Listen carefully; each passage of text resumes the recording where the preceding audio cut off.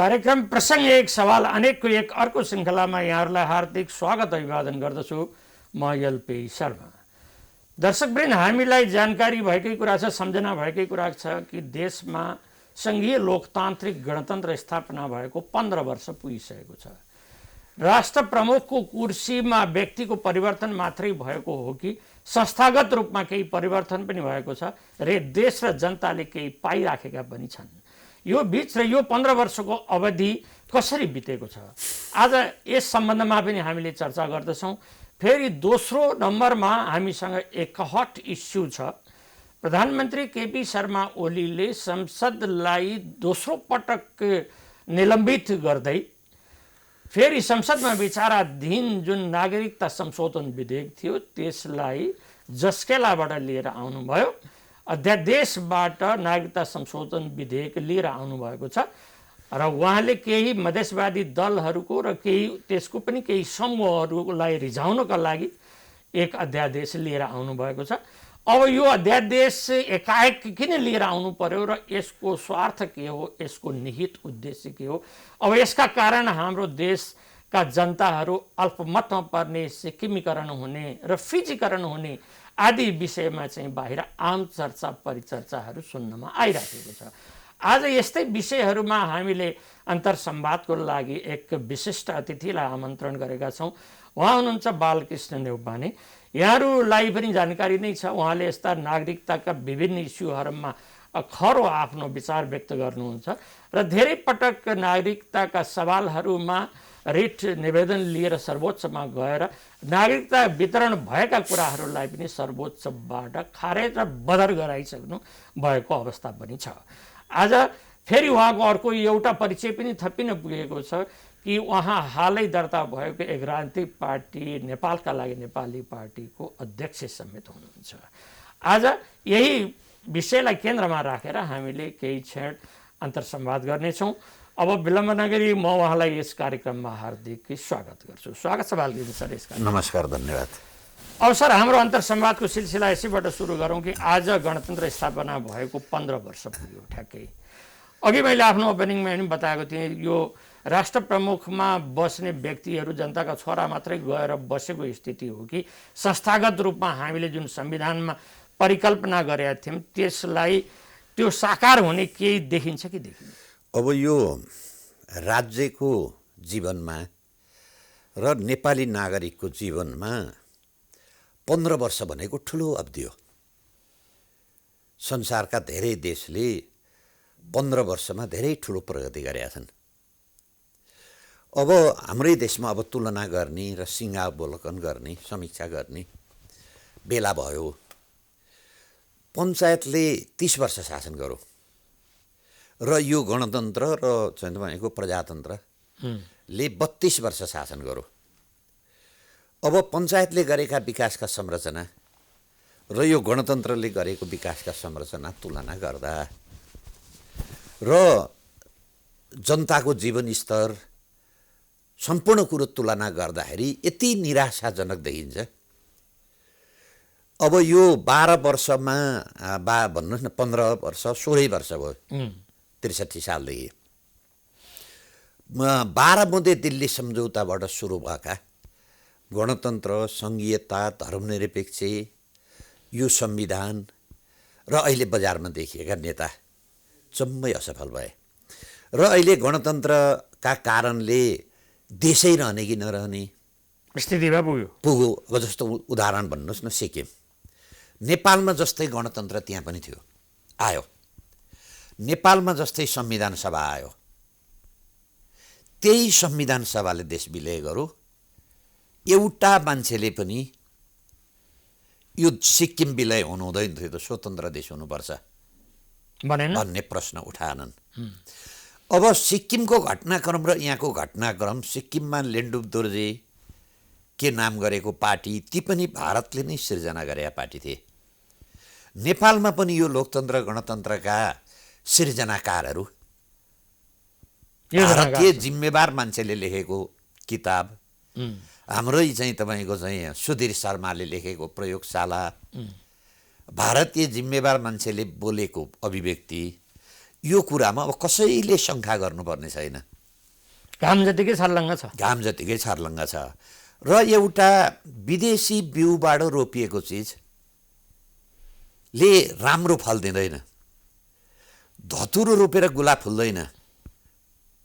अहिलेसम्मका रैथाने नै हुनुपर्छ। अहिलेसम्मका 46 सालदेखिका गतिविधि र 62-63 सालका बाद गतिविधि, यो नेपाल अर्को चाहिँ सिक्किम हो कि अथवा होइन नेपाल अर्को अफगानिस्तान हो कि, यो देशको अस्तित्व नरहने हो कि, हामी नेपाली भन्न नपाउने हो कि भन्ने आम नेपाली जनतालाई चिन्ता छ।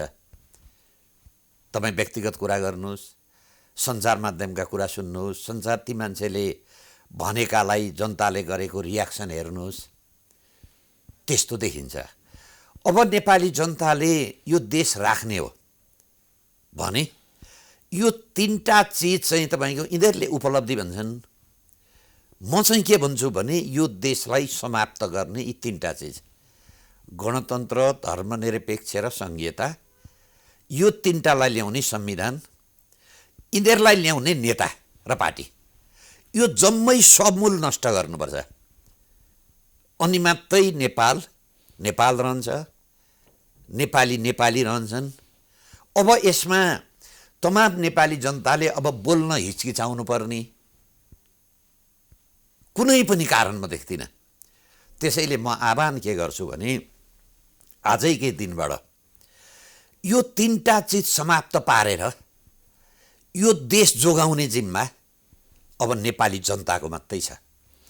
अब सर एउटा कुरा मैले गरौँ, यो सङ्घीय लोकतान्त्रिक गणतन्त्रकै प्रसङ्गमा आउँदाखेरि हामीले के दियौँ भनेदेखि एउटा भाष्य हामीले बनायौँ, सरकार स्थिर हुनुपर्छ, सरकार फेरबदल भइराख्दाखेरि हाम्रो निर्माण विकास लगायतका सम्पूर्ण कुराहरू खत्तम भयो भन्नेपट्टि हामी गयौँ।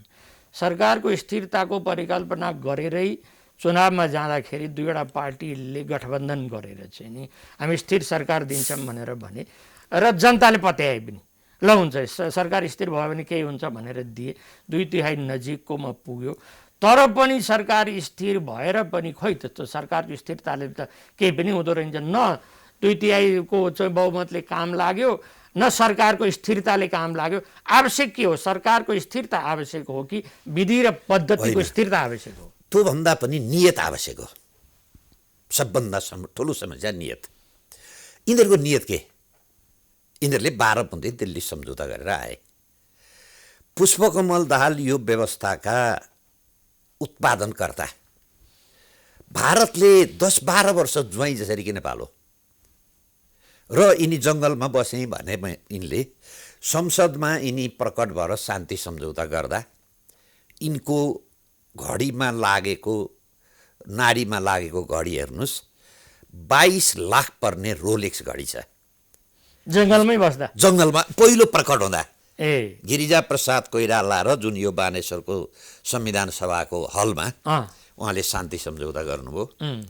त्यो शान्ति सम्झौता गर्दाखेरिको घडी हेर्नुहोस्, 22 लाख पर्ने रोलेक्स घडी छ। के जङ्गलमा रोलेक्स घडीको फ्याक्ट्री छ? त्यसको अर्थ के हो भने पुष्पकमल दाहाल भनेको मुखण्डा मात्रै हुन्। जसरी सिक्किममा लेन्डुप दोर्जे थियो, जम्मै कभरमा अरूले नै काम गरो, यी कभरका पात्र भए र यिनी यो देशलाई लेन्डुप दोर्जे जस्तो बुझाउन किन चाहन्छन् भने यिनको उदय सामान्य मान्छे हो नि, ब्याक बेन्चर हुन्, रामपुर क्याम्पसमा पढ्ने। यो ब्याक बेन्चरको पछाडि कसले यो अवस्थामा ल्याइपुर्याए त? तिनलाई उनी गुण तिर्न चाहन्छन् र उनका तमाम मान्छे जति नाता गोता, ज्वाइँ छोरी सम्धी जम्मै मान्छे भारतीय छन् र उनको एउटा इच्छा के हुनसक्छ भने यो देशलाई सिक्किम बनाएर उनी मुख्यमन्त्रीको चुनाव मुख्य हुन चाहन्छन्। त्यसैले अब नेपाली जनता अब भ्रममा के नपरे हुन्छ भने धतुरोबाट गुलाब फुल्छ, यसलाई अब मलजल गरौँ, यी पात्र फेरौँ, पात्र फेरेपछि चाहिँ यो समस्याको समाधान हुन्छ। नहेर्नुहोस्, जति हेर्नुहोस् न को नेता बाँकी छ, सबै त टेस्टेड भइसके। अब के गर्नु पर्यो भने यो धतुरोको रुख उखेल्नु पर्यो, उखेलेरै फ्याँक्नु पर्यो। त्यसको ठाउँमा सुन्दर गुलाब रोप्नु पर्यो, अनि गुलाब फुल्छ। त्यसैले यो आजकै दिन नेपाली जनताले प्रण गरौँ,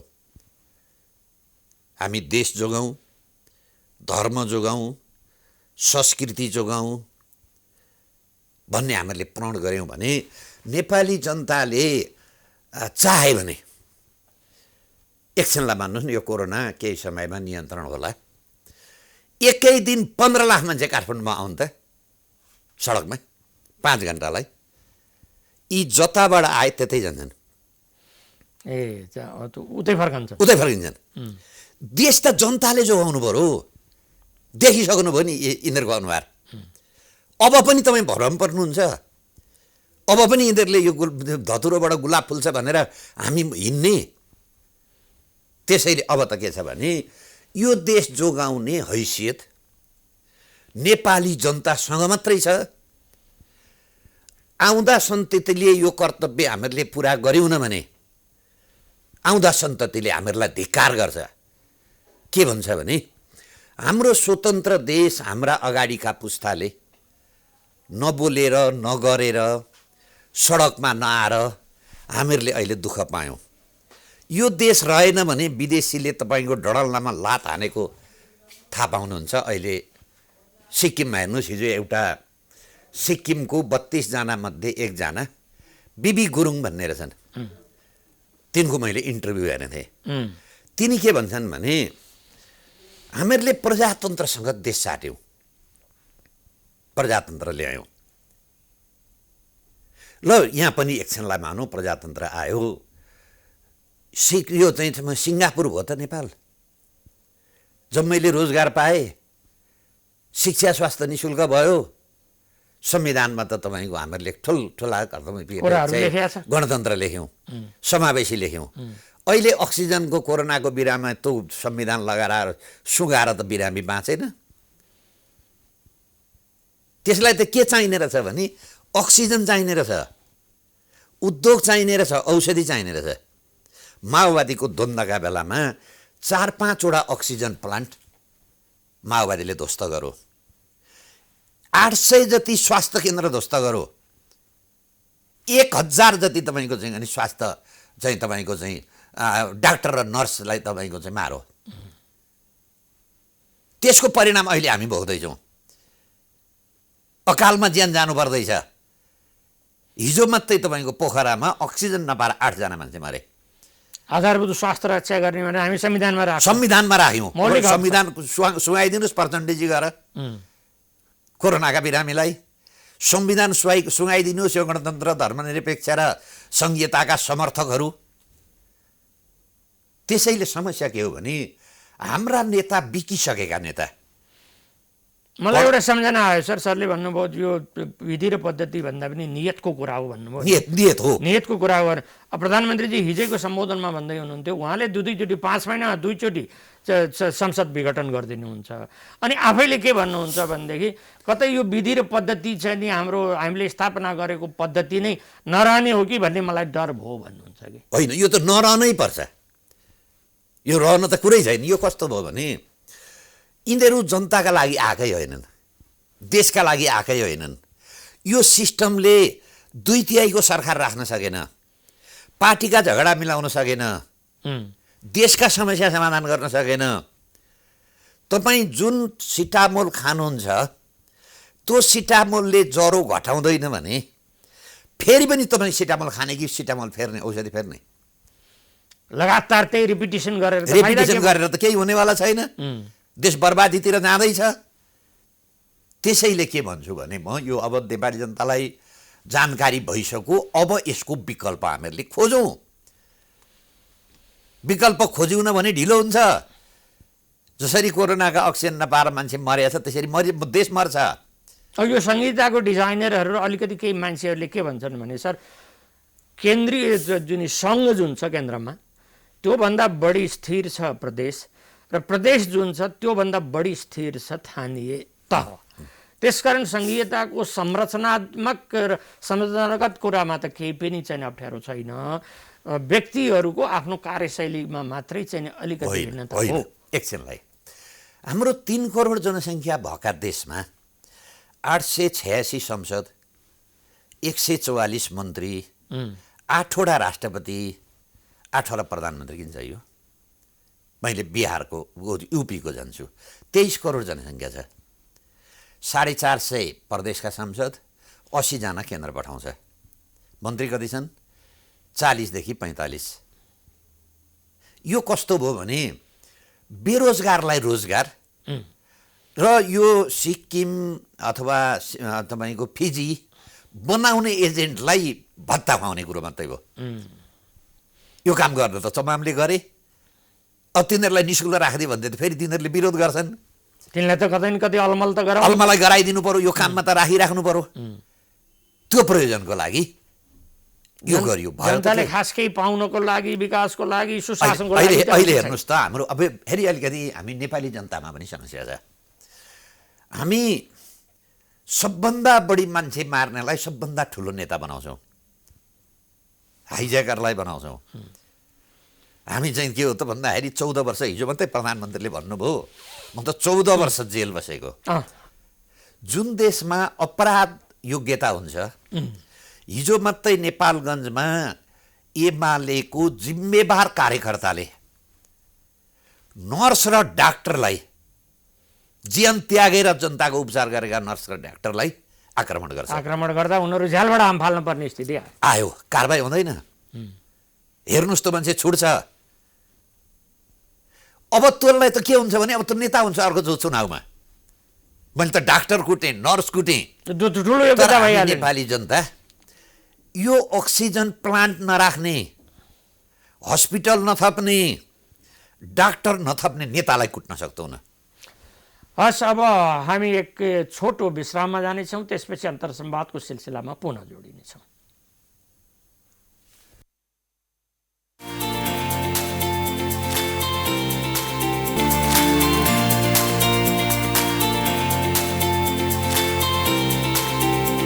कार्यक्रममा पुनः स्वागत छ सरलाई। धन्यवाद। अब हाम्रो कार्यक्रमको दोस्रो चरणमा, दोस्रो इनिङमा चाहिँ अर्को एउटा इस्यु उठाउँ कि प्रधानमन्त्री केपी शर्मा ओलीले अघिल्लो दिन चाहिँ नि संसदको विघटन गरेर भोलिपल्ट चाहिँ नि उहाँले चाहिँ नि नागरिकता संशोधन अध्यादेश जारी गर्नुभयो, फुत्त बाहिर निकालिदिनु भयो।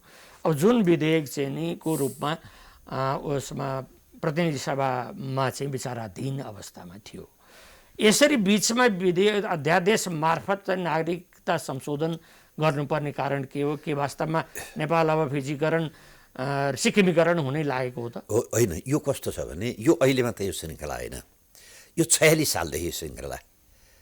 9 सालबाटै सुरु भयो। गिरिजाप्रसाद कोइरालाले यो काम गरे, मनमोहनले यो काम गरे, लोकेन्द्र बहादुर चन्दले यो काम गरे। पहिलोचोटि केपी शर्मा ओली प्रधानमन्त्री भएपछि यही काम उहाँले परिपत्रबाट गर्नुभयो। अहिलेसम्म मैले 1 दर्जन नागरिकताका मुद्दा लडेर नागरिकता बचाएँ। उहाँ पनि केपी शर्मा ओली पनि 12 बुँदे दिल्ली सम्झौताबाट कुर्सीमा बसेको मान्छे। 12 बुँदे दिल्ली सम्झौता यो संविधान नहुँदो हो। उहाँ कतै चाहिँ तपाईँको झापातिर कतै हुनु गाई गाई गाई बाख्रा चराएर बस्नुहुन्थ्यो होला। यही व्यवस्था 12 बुँदेका पात्र 12 बुँदेका पात्र हुन्। अब उहाँ बाध्य कुनै हुनुहुन्छ भने उहाँलाई कुर्सीमा बस्ने हो भने यो काम गर्न बाध्य हुनुहुन्छ। त्यो गर्नु पर्यो, यो काम गर्नु पर्यो। र मैले देखेको यो के हो भने कुनै पात्र घटी बढी छैनन्, बराबरै हो, बराबरै।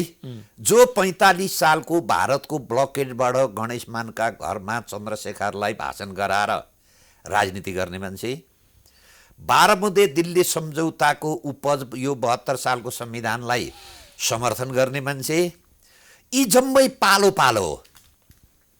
यही काम शेरबहादुरले पनि गर्छ, यही काम केपीले गरे, यही काम प्रचण्डले गर्छ, यही काम माधव नेपालले, यही काम चाहिँ तपाईँको बाबुरामले गर्नुपर्छ। काम एउटै हो।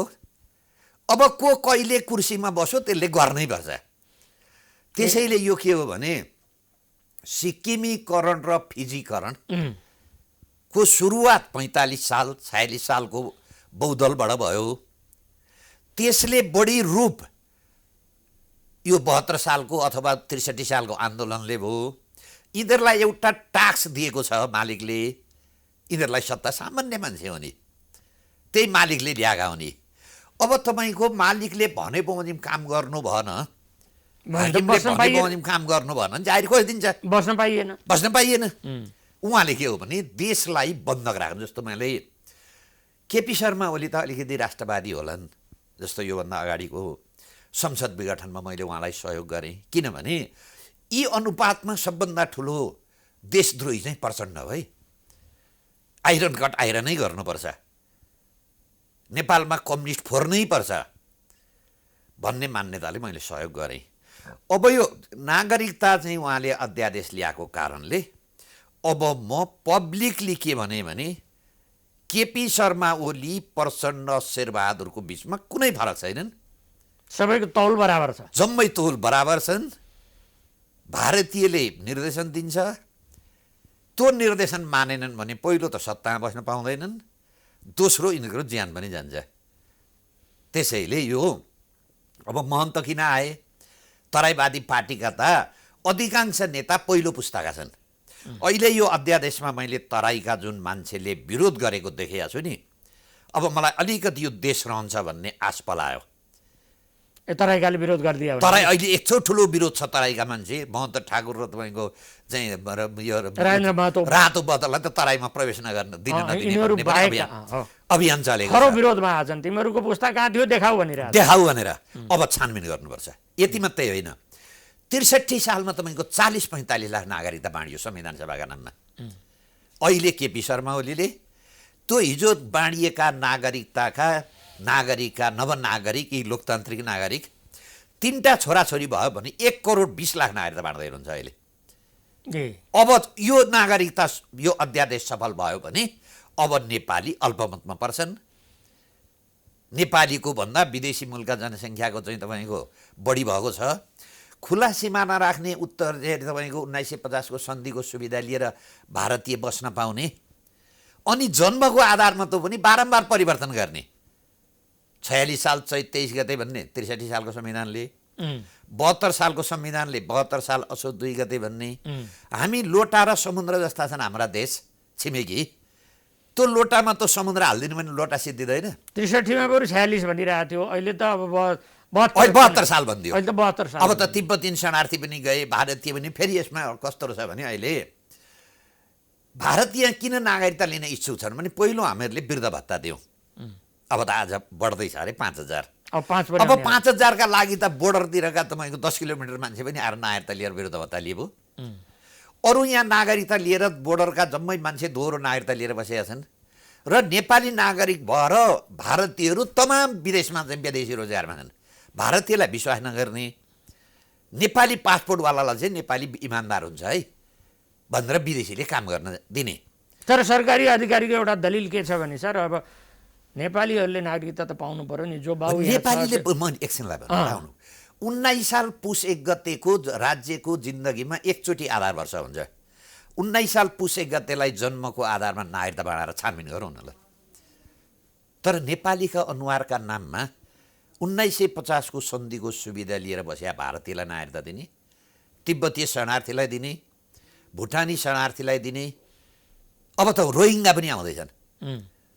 यो त के त भने भोलि यो अफगानिस्तान बनाउँदैछन् यिनीहरूले। त्यसैले अब हामी सचेत भयौँ न भने नेपाली जनतै सचेत हुनुपर्छ। अब हामी सचेत हुनु भने त के हो भने रहँदैन देश। अब उनीहरू के भन्छ भने लगभग 2 लाख नेपाली नागरिकहरू नागरिकता छैन, उनका छोराछोरीहरू 6 लाख छ। होइन त्यसो होइन, मलाई थाहा छ। धनपति उपाध्याय एमालेको त्यतिखेरको संसद एउटा 51 सालमा नागरिकता चाहिँ अध्ययन के एउटा कार्यदल बनाएको थियो, आयोग बनाएको थियो। त्यसमा अहिले यो राजीनामा दिने अग्नि खरेल महाधिवक्ता थिए। तिनले चाहिँ त्यहाँ प्रतिवेदन दिएर नेपालमा 40 देखि 60 लाख नागरिकता बाँडे कम छ भने के कृष्ण प्रसाद सिटौलाको नेतृत्वमा 63 सालमा ती जम्मै त धनपतिले भनेका नागरिकता बाँडे। ती नागरिकता बाँड्ने मान्छे तपाईँको चाहिँ धनपति त बर्मेली रहेछन् मरे, त्यसपछि अग्नि खरेल सधैँ पावरमा छन्। ए उनले कहिले छोड्नु परेको छैन, कहिल्यै मन्त्री पनि भए, संसद पनि भए, महाधिवक्ता पनि भए। अहिले हुँदै हुँदै यो के चाहिँ भारतीयहरूको के गर्ने आयोगमा बसिया छन्। अब सर एउटा कस्तो छ भनेदेखि यो आम मान्छेले बुझ्न र चासो जान्न खोजेको विषय के छ भने नागरिकता अध्यादेशको बारेमा जुन अङ्गीकृत नागरिकहरू छन् नि, अङ्गीकृत नागरिकहरूले पनि पहिला चाहिँ यो राष्ट्रको अलिकति ठुला पदहरूमा चाहिँ उनीहरूले बहाल हुन नपाउने भन्ने किसिमको त्यो स्पष्टता थिएन। अहिले त्यो अध्यादेशमा त्यो खुलेरै आएको छ कि के छ? होइन, यो त्यो यहाँ बोलिएकै छैन, यहाँ दुईवटा छ। हिजो नागरिकताका लिएका मान्छेका छोराछोरीलाई नागरिकता दिने एउटा, अनि लोग्ने नभएका मान्छे महिलाका आमाका नामबाट नागरिकता नपाएका नेपालमा 20-30 हजार समस्या छ। त्यसलाई विशेष निर्णय गरेर दिनुपर्छ। म पनि त्यसको हकमा तिनीहरूले पाउनुपर्छ। तर ढोका खोलेर यो चाहिँ समुद्र जस्ता ब्ल्याङ्केट जो पुरै ढोका खोलेर जम्मै आऊ, यो त के हो भने जो लेन्डुप दोर्जेको काम गर्न तयार छ ती जम्मैले पद पाउँछ।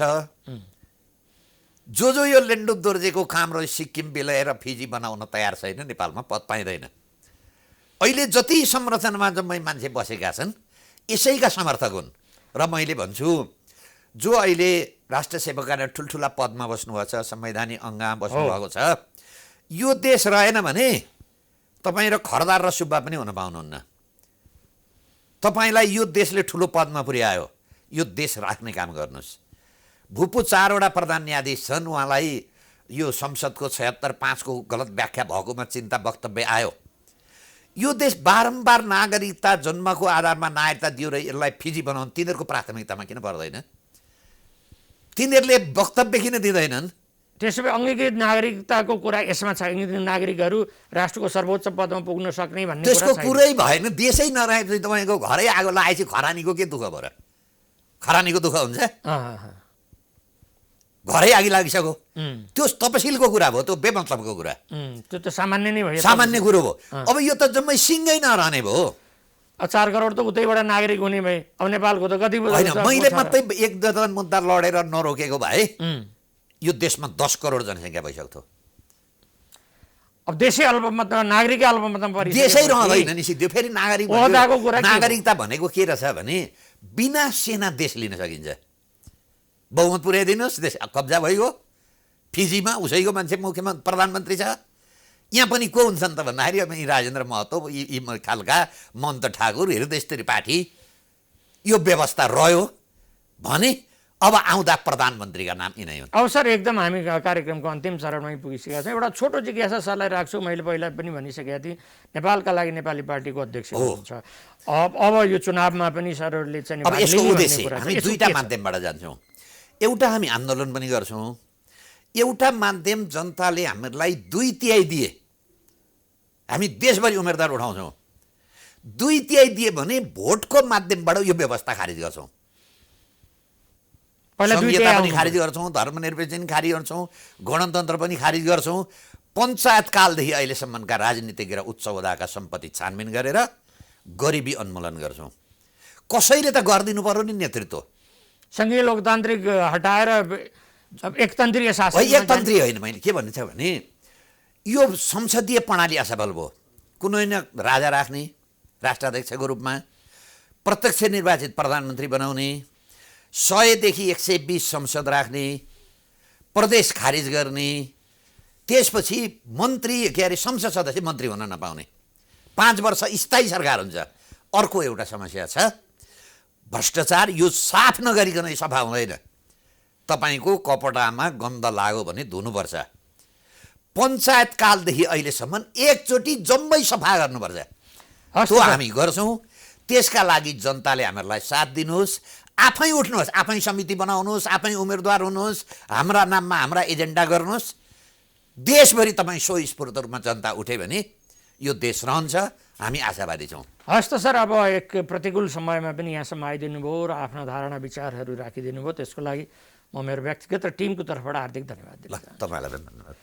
हस् त दर्शकवृन्द, आज हामी वरिष्ठ अधिवक्ता बालकृष्ण नेपानीसँग बसेर यो अहिले जारी भएको जुन नागरिकता संशोधन अध्यादेश छ त्यसबारेमा पनि कुरा गऱ्यौँ र 15 वर्ष पुगेको हाम्रो सङ्घीय लोकतान्त्रिक गणतन्त्रले दिएको हामीलाई उपहार के हो यसबारेमा पनि हामीले चर्चाहरू गऱ्यौँ। उहाँ भन्दै हुनुहुन्थ्यो कि नागरिकता त जुनसुकै नेपाली नागरिक जसको नागरिकता छ उनका छोराछोरी हरेकले नागरिकता चाहिँ पाउनुपर्छ, तर नागरिकताको नाममा पुरा ढोका खुला गरेर देशवासीहरू अल्पमतमा पर्ने किसिमको जुन किसिमको अहिले प्रपञ्च भइरहेको छ त्यसको चाहिँ आम तवरबाट हरेक कोण हरेक तबकाबाट यसको विरोध भएकै हुनुपर्छ। अब हेरौँ नागरिकहरू जागेकै अवस्था छ, भोलिको दिन देशवासी अल्पमतमा पर्ने विधि र व्यवस्था यस देशमा नआओस् भन्ने पनि हामी कामना गरौँ। हवस् त फेरि अर्को प्रसङ्गमा अर्को व्यक्तिसँग जोडिने बाचा गर्दै आजको यस कार्यक्रमलाई यहीँ बिट मार्न चाहे। हवस् त नमस्कार।